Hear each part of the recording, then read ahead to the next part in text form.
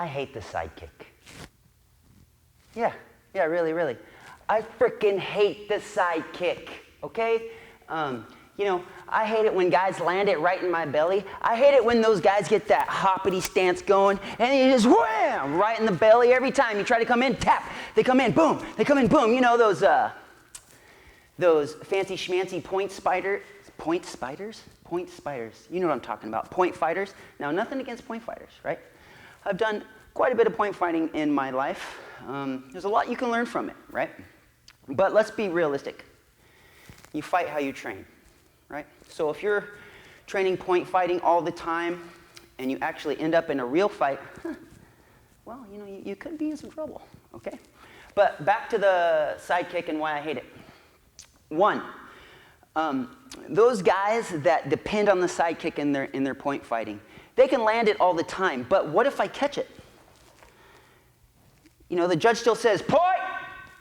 And I look over, but I have his leg, right? I have his leg. That's one reason why I hate it. The second reason why I hate it is because, you know, it took me forever to learn, right? It's not that easy to do, right? For the longest time, I came in here and chambered it from here and threw it out like a round kick. And then come to find out years down the line, that's not how you do it, right? Another reason why I hate it, I think this is 3 or 4 or 5, I don't know. Does it really matter? No. Is I think it's stupid for self-defense. Yeah. It's stupid for self-defense. Look at how much I expose myself, right? If I do a good, solid side kick, boom. Look, my shoulder's exposed, my back is exposed. If you know anybody who knows how to wrestle or who knows how to fight, if you don't land that well, they get a hold of you, you're going down, man, right? So I think that about sums it up why I hate the sidekick. You know, I just don't use it. I don't think it's a good tool for self-defense unless you change it up a bit, right? So why does everything have to be so traditional all the time? You got to stick to the rules, stick to the rules. No, that's not how you do it. That's not how you do it. Now, yes, it is good to do a good basic technique. Of course, we need to learn the basics, and we need to learn them well, so we can make it work for our bodies and change it up a little bit, right? There's variations upon variations of all kinds of kicks and punches and moves, and they're there because people think about it. Oh, how can I change it up? How can I make this work for me, right? There's not one body style, right? I'm a short person. You know, I train with this gentleman that's like this tall, and he's like half my age, and he's twice my size. So why the heck do I have to learn a sidekick to get to him when I can't even touch him, right? So you have to change it up a little bit, right? So that being said, I want to show the classic way that I learned the sidekick, right? And then I want to show you how I changed it up to make it work better for me and actually be a good self-defense technique, okay? So let's go ahead and get into it. Okay, so let's touch base on this basic sidekick movement here, okay? Now, the first part here, what you want to do is you want to bring your back foot up next to your front foot. Now, that's called a shuffle up where I come from, okay? So this comes up, next, boom. Now, the way I like to do it when I shuffle up is I actually bring my heel, boom, to my instep here, okay? Now, this puts my foot where it needs to be to put my hips in the position it needs to be to throw the kick, okay? Now, of course, I've seen many people do it like this and then pivot into it. That's great. That's not how I like to do it, so that's just not how I'm going to show you, okay? So I'm here. I shuffle up, heel to instep. Now when I chamber for this kick, I'm going to bring my knee in front of my belly button, boom. And I'm looking forward over my shoulder, okay? So that's the second part here. 1, 2. 1, 2, okay? And then when I throw the kick out, I'm gonna pull my toes back. A lot of people like to use the blade to kick with here, but for me, whatever reason, I like the heel. Boom, I just drive that heel right into your gut, okay? And then when we move into how I like to use it for self-defense, I just plant the whole foot, Okay, and we'll get into that. So the movement here, shuffle up, knee comes up in front of the belly button, kick goes out and back. I want to be aligned with my body. I'm looking down my shoulder here, okay? Boom. Good solid movement, good solid breath, just like so. If you have trouble with that, a good thing you can do to practice is just put your hand on the wall, okay? Go nice and slow, and just let your body feel this alignment. Now, I'm looking down my shoulder through my kick, okay? Just like so. And using the wall to practice that is a lot easier, okay? If you have too big of an ego and you're just, I'm not going to use the frickin' wall. I have good balance, then good luck with that. I hope that works for you, okay? But next thing here, another common mistake people make is they chamber to their glute, okay? And then that turns it into a round kick, right? That's not what the side kick is, okay? It's not that. And if you do that way, you're wrong, okay? I think. Maybe not. If it works, if it's effective, I don't know. All right? It's for you to decide, not me. So, but how I like to do it is I bring my chamber here, and I have about a 90-degree angle with my knee here, okay? And then that foot comes out like a piston and back like a piston, as if you're stomping something on the ground, okay? I don't remember who taught me that. It was some guy I trained with, but it's like, yeah, it's like you stomp. I think Jeremy showed me that, yeah. It's like you're stomping. So again, the wall is really good to practice here, and then I can practice that correct chamber and that correct piston movement nice and slow, which is a better way to learn. I always tell people, you know what, faster is not always better. Quite often, especially when we're learning something, faster is pretty freaking sloppy, okay? So slow it down. That helps our nervous system get the signals a little bit better. So if you think about it, slower helps you learn faster, or something like that, okay? So again, one more time, I'm going to go this way so you can see. And shuffle up, heel to instep. Chamber, knee in front of belly. Good. Pull the toes back. Piston, 90-degree angle with my knee. Boom. Out and back, and I made it a little faster because I was losing my balance, okay? But if I go a little bit faster here, boom, just like so. Alignment. Oh yeah.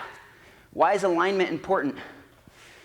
Well, if I have to tell you that, you're probably a beginner, but I will tell you that. So alignment is good with your kicks so you can get more power into it, so the kick can be more effective.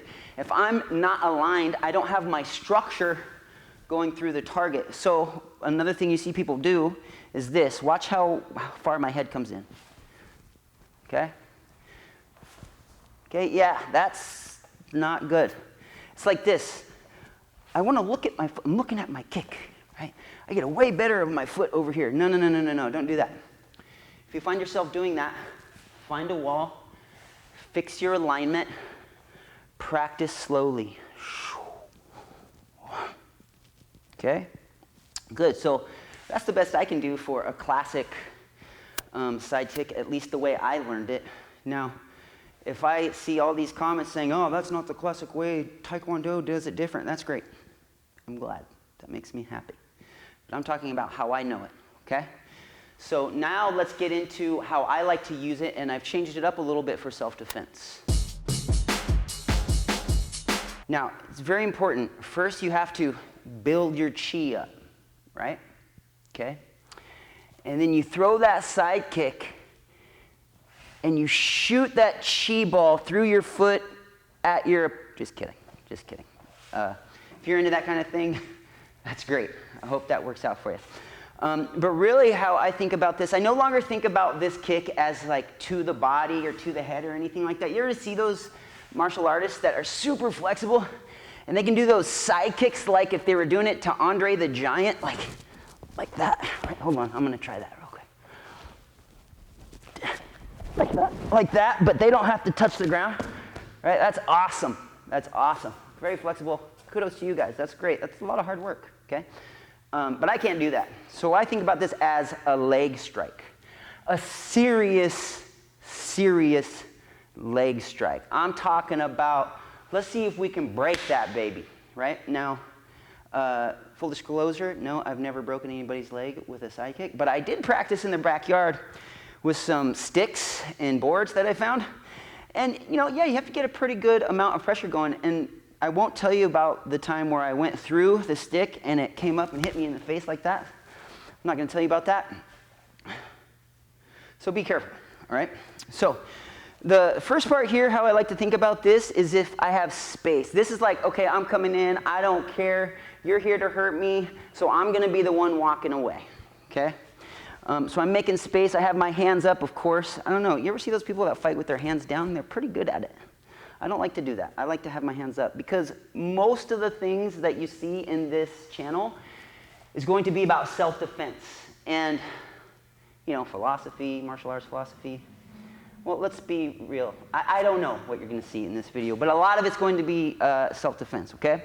So look at this movement here. This is called a cross behind or a step behind. This is the first movement.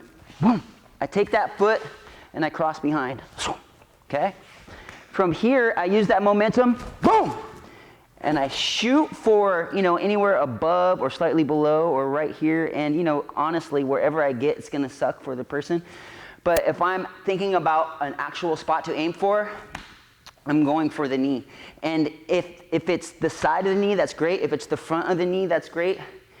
If you didn't know this, your knee is at the most risk of being injured when it's fully extended and straight, locked out, okay? If there's a little bit of a bend, you're more protected. So when I think about I'm squared up with somebody, I'm going for that front knee, they're gonna have a small bend in it, so I wanna come in and whoop, okay?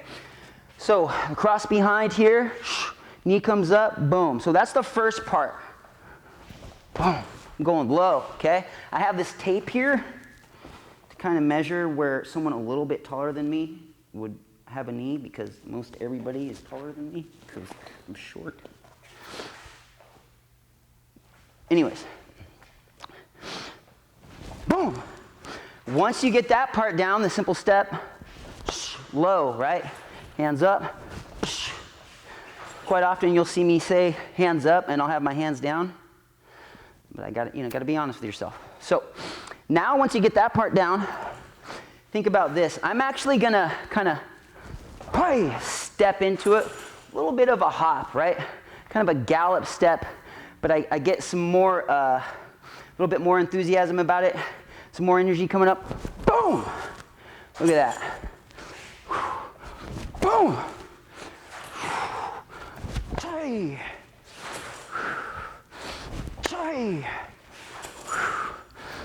And if you notice, doing it this way, I don't have to have the classic technique perfect and expose my back, right? I'm still pretty much squared up, boom, and I'm right here into the fight, okay? So that's my thoughts on how to use the sidekick for actual self-defense. You know, I was joking in the beginning of the video here. Yeah, not my favorite technique, but that's why you have to know it. That's why I have to know it, right? If you're a serious martial artist, you don't like something, I hope you've practiced it. And I hope you practiced it a lot to really give yourself a good reason why you don't like it. Hopefully you've pressure tested, right? I see too many times someone is trying a new technique or something that, you know, they just don't like, and they're like, I always get caught with that, or it doesn't work for me. Yeah, because you never do it because it never works for you, right? And when you try it, you're so sloppy because you haven't practiced it, so you get caught, right? So hopefully you have good training partners that you trust, that if you suck at something, you can practice it with them and know that you're safe and you're not going to get hurt. And you know, it doesn't matter if you get caught because you're not trying to take each other's heads off, okay? And in closing, I will say, you know, to go back to the beginning of this video, I was talking smack on the Sidekick, and that's probably going to happen a lot. Look, I have opinions, and I don't really need to keep them to myself. I like to share truthfully what I think. But I do not disrespect traditional martial arts, okay? Look, that's where we come from, okay? We can't bag on tradition. Now, there is a lot of stuff that's been proven not to work, right? With UFC and MMA, and look, you have to respect those guys. But you can also respect traditional martial arts and evolve, use what works, and come into the new, right? Look, if you're a species that doesn't evolve, you die out, okay? And traditional martial arts that are sticking to that traditional way, well, you're seeing those schools just bye-bye, see you later. Now, some of them are hanging in there, you know, Taekwondo schools, they seem to be pretty good at business, and that's pretty important if you want to run a successful school.